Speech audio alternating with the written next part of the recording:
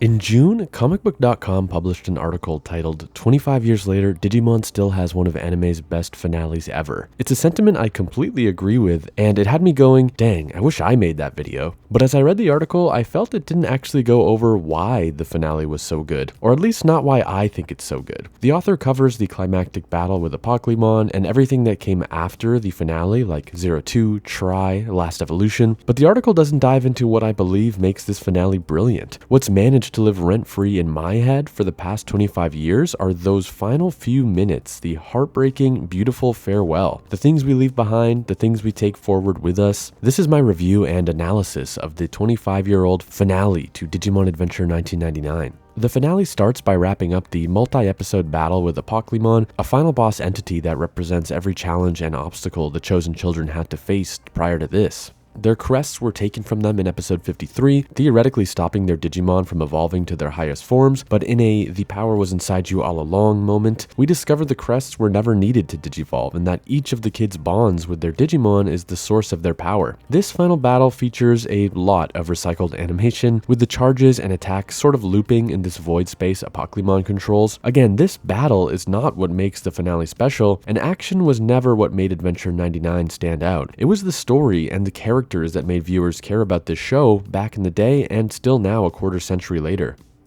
Apocalymon is defeated when the kids overcome their fears and recommit to themselves and to each other. In Japanese, they yell something that translates roughly to "we all have tomorrow waiting for us," which is this wonderful poetic response to the pre-chorus lyric in Butterfly, the anime's opening, which goes, "I don't know what my plans for tomorrow are." 2020's Last Evolution Kizuna would go on to do something clever with referencing that lyric in its final few minutes, if you know you know, but here in the spring of 2000, the original Digimon finale hit that rhyming couplet pretty flawlessly by giving the kids that line. We then return to a digital world that is saved, but that is not the same. Leomon is not magically alive, nor is Piximon or anyone else we lost along the way. Because it's Digimon, reincarnation is of course at play, and we're comforted by the fact that Leomon and others will one day be reborn as baby Digimon. But still, this is a world where actions have consequences, where decisions were made that impacted the world and the characters. Speaking of baby Digimon, another great wink occurs in the primary village. Digi-eggs are falling from the sky as life returns to the digital world. The one Kari holds is the first to hatch, and it's none other than a baby Botamon. This is the youngest form of Agumon, the one before Koromon, and this was the first Digimon Kari and Tai ever met in the Digimon Adventure short film by Mamoru Hosoda, which predated the anime by about 1 week. The journey beginning with Kari watching a Botamon hatch from an egg, and ending with Kari watching Botamon hatch from an egg is great. It's an example of something I love about Digimon Adventure, that the films we saw count. The Adventure short film and our wargame are canon events in the Adventure timeline. A retelling of Digimon Adventure that does not include those films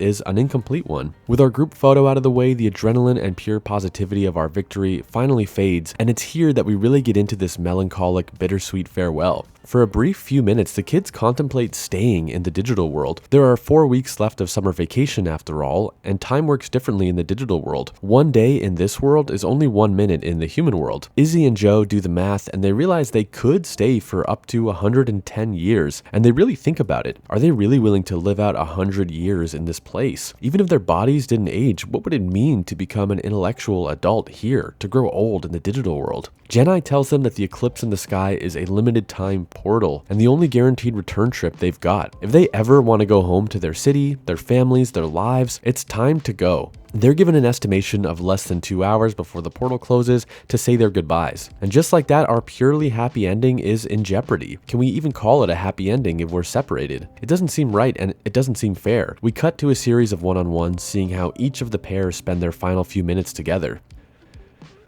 The Digimon weren't the only characters to evolve throughout the series. Sora thanks Biyomon for helping her better understand her mother. She used to think her mom was overprotective and always in her business, but Sora's desire to protect Biyomon made her realize that must be how her mom feels about her. TK and Patamon wrap things up with a newfound faith that they will see each other again, just like they did after the Devimon battle. Matt, Tai, Kari, and the others each have their heartfelt goodbyes, but the triumph of the episode is the last-minute pivot, the decision to focus on Mimi and Palmon. Unlike the other kids who have spent their final hours with their Digimon, Mimi can't find Palmon and is terrified she'll miss their goodbye. The Geckomon find Palmon hiding, crying alone. They remind her that there are only a few minutes left, and Palmon says she doesn't want to see Mimi, not because they're fighting or anything, but because if they don't see each other, they never have to say goodbye. The denial is real to anyone who's ever had to leave summer camp, school, the end of a vacation, or a very special weekend. If I don't say goodbye, it's not over, right? The Geckomon warned Palmon that one day she might regret not seeing Mimi off. And I love that it's the Geckomon to break through to Palmon, not Agumon, Genai, or anyone else. These are characters that Mimi and Palmon directly impacted, and having been saved by that duo, the Geckomon know how tragic it would be if those two did not get a farewell. They want to help Mimi and Palmon like how Mimi and Palmon helped them.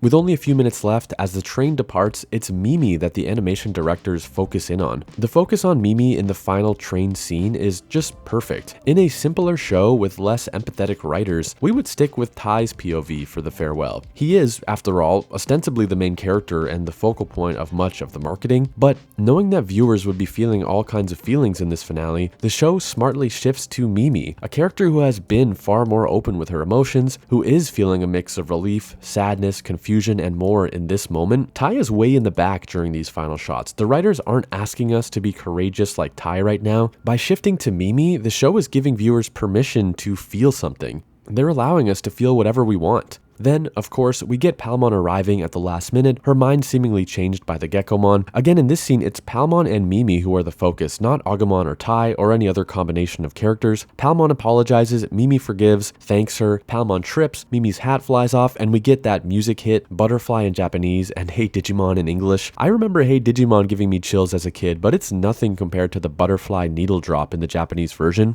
The kids take nothing with them but the memories and lessons, and they leave behind tiny parts of them, Mimi's hat, Kari's whistle, to show how this world has been forever changed by them. As the episode fades out, we hear the ring of the Digivice, the same noise that the real-world toys made, letting us associate our Digivices with this fantastical journey, so that any time we played with our virtual pets at home or on the playground, we'd think of our friends from the digital world. And when we grew up and added Digivice coasters, necklaces, or tattoos to our collections, we'd think back to that strange summer vacation in the digital world. The fact Digimon chose to say goodbye when it did, only a year after premiering, took bravery and a dedication to storytelling. Series 1 could have been a forever story. The gang could have stayed in the digital world for another 4 weeks, another 100+ years, but the show wanted to teach young viewers how to say goodbye. And on that note, I know we did get 02 after this, Try 15 years later, Last Evolution Kizuna, and more in the modern era. I don't think any of the sequel material weakens the Series 1 goodbye at all. This moment was about change, acceptance. Our characters aren't saying goodbye to the Digimon forever, they're saying goodbye to a moment in time, the last day of summer, the last day of vacation. Those Geckomon reminded Palmon the importance of letting people know how you feel. Mimi's vulnerability let us put our guard down and think about what these characters meant to us. Nothing lasts forever, change is the only permanent. Telling people how you feel while you still can is everything. It's a series finale I still think about 25 years later, and while Digimon would continue, with plenty of series finale to follow and more future series on the way, I don't know if this finale can ever be topped.